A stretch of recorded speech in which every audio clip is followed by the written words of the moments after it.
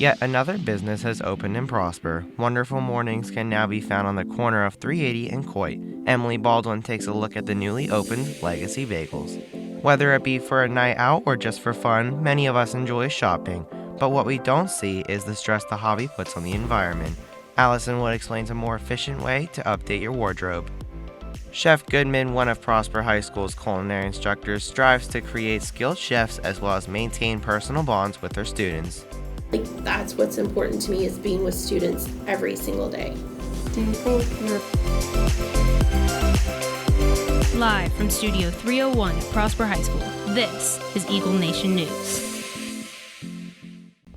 Good morning, Eagle Nation, and thank you for joining us. Today is Friday, March 26th. I'm Zach Manning. And from 6 feet away, I'm Cade Richardson. Ahmad Al-Aliwi Alyssa, the suspect charged with 10 counts of first-degree murder in connection with Monday's mass shooting at a grocery store in Boulder, Colorado, made his first court appearance Thursday and was moved to a different jail early Friday as a result of safety concerns and threats.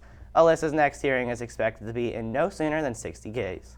President Joe Biden held his first news conference in office Thursday, covering a range of topics including the migrant surge at the southern U.S. border, foreign relations with China and North Korea, and his goal of 200 million vaccine doses by the end of his first 100 days, after passing his original goal of 100 million last week.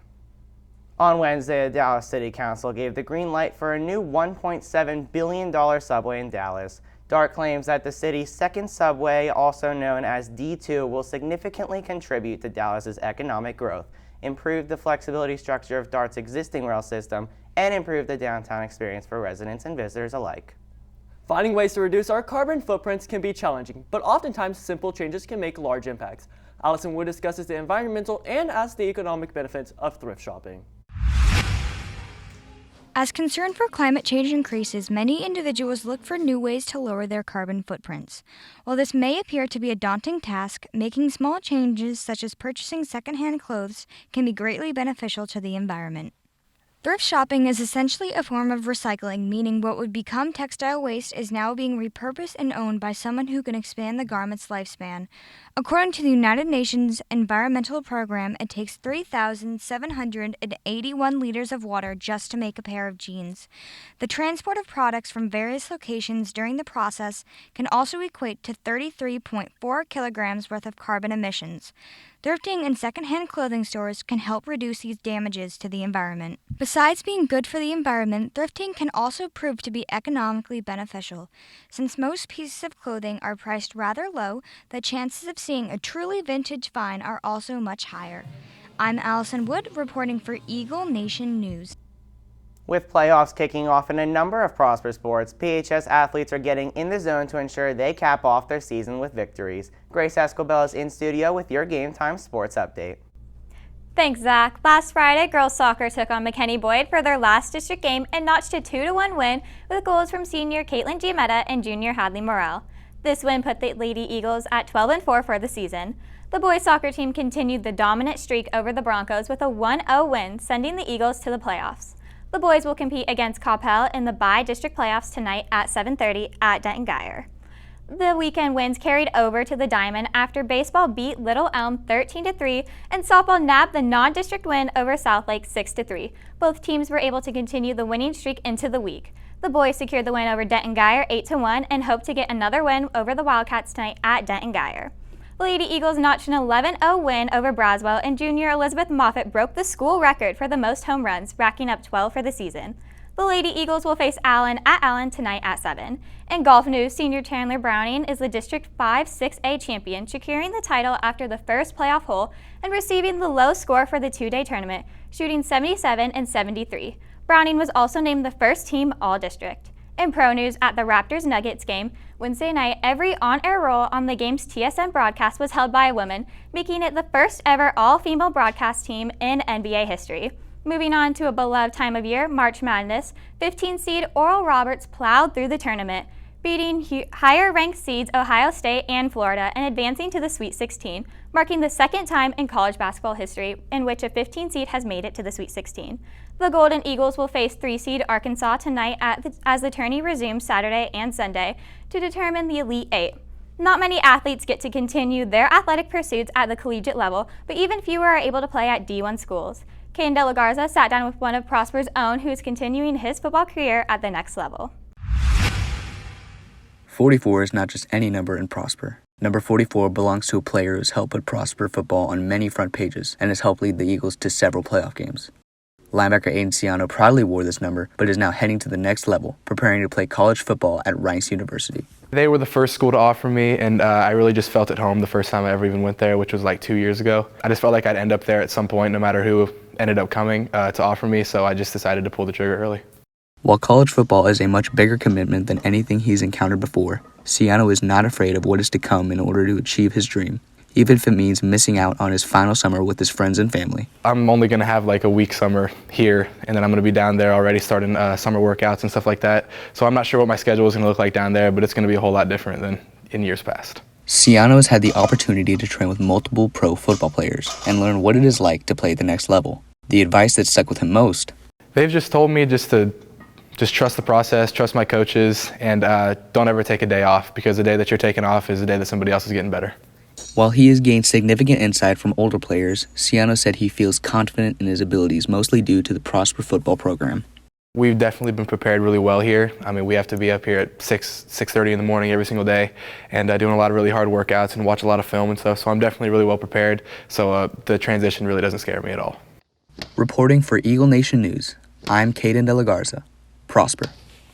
When we return, find out how one PHS teacher is able to build unique connections with her students.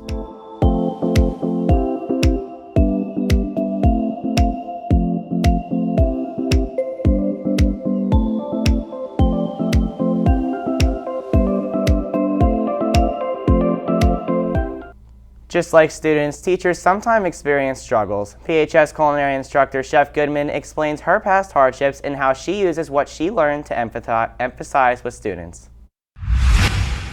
For the last decade, Chef Goodman has been committed to training Prosper High School student chefs in a way that prepares them for the real world. But her love for working with students stems from a completely different passion. My sixth grade English teacher, during the first week of school, in front of the class said, "Man, you're really stupid." A week later, I was tested for special education and placed in special education, so that was reinforced. My 6th, 7th, and 8th grade English teacher made the largest impact in my life. She allowed me to believe that I wasn't stupid. Goodman holds a special place in her heart for struggling students and offers them extra support when they need it most. I have a student who, when her mom passed away, from that point forward, I was kind of like her surrogate mom. Right as COVID was hitting, she had an asthma attack, and so I held her hand as she passed away. We had one student who ended up living with us and is now in the military, thriving. I think that having the opportunity to spend silly time in the kitchen or sitting next to a student that I maybe wouldn't be able to do in a regular classroom creates those deeper bonds with my students, and I get the unique opportunity to be a part of my students' lives that goes beyond these four walls. Standing by her students' sides allows Goodman to help propel them into even brighter futures. For Eagle Nation News, I'm Will Carlisle. Food also serves as a great complement with a movie or concert. Myth or Comma fills us in on the latest in pop culture in today's Talent Talk.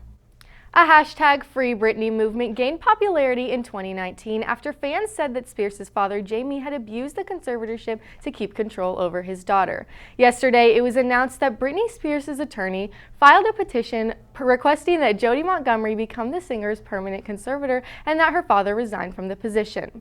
Kelly Clarkson has once again impressed fans with her latest performance, belting out a cover of Who's Loving You by Smokey Robinson. Clarkson showcased her own vocal talents with her strong, powerful tone throughout her entire rendition of this classic song on her talk show. Reminiscing on the past, Miley Cyrus shared images of a handwritten letter she wrote to her Hannah Montana character on Wednesday to honor the show's 15th anniversary. In the letter posted on her Instagram, Cyrus noted some of her favorite memories and her gratitude for the experiences this show was able to bring. A new bagel shop has been catching the attention of many Prosper residents. Emily Baldwin spoke to the owner of Legacy Bagels to get the story behind the successful family business.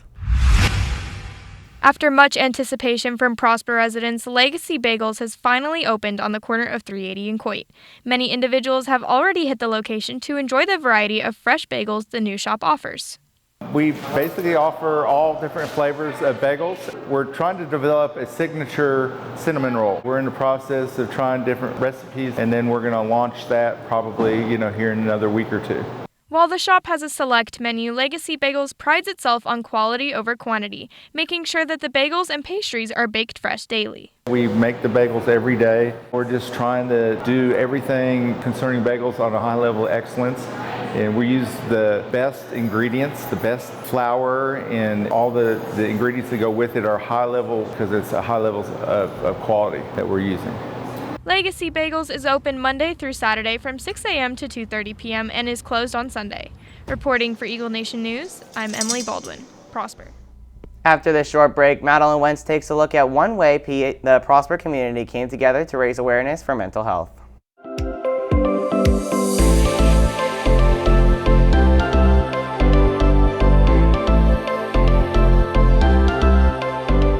Last weekend, members of the Prosper community took to the streets to show their support for mental health.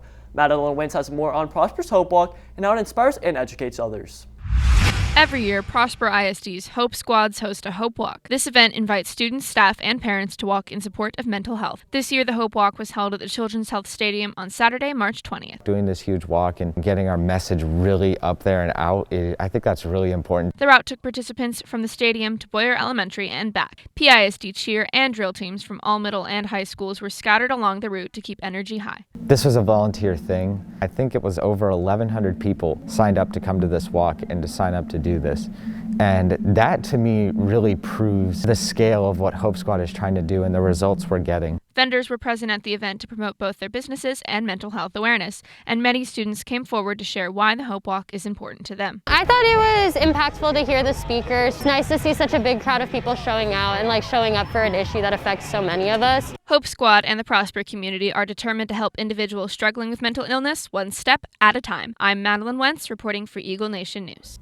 One group of students who keep track of Prosper High School's events is the PHS Yearbook staff. Kay Spears is in studio with one staff member to learn more about how they're working through the challenges of the year to keep your high school memories intact.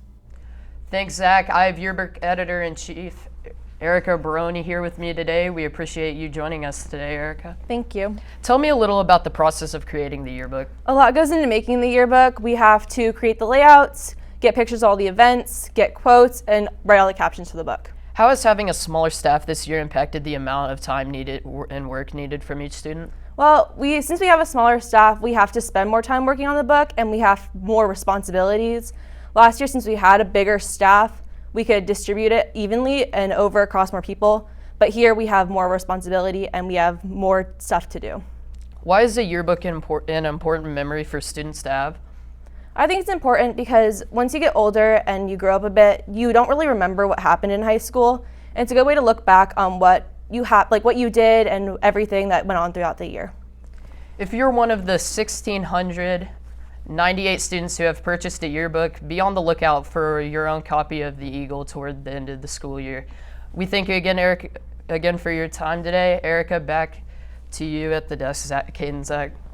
That's all we have for you today, Eagle Nation. I'm Kate Richardson. And I'm Zach Manning. Thanks for tuning in, and as a reminder, we do not have school next Friday, so we'll see you again on Thursday.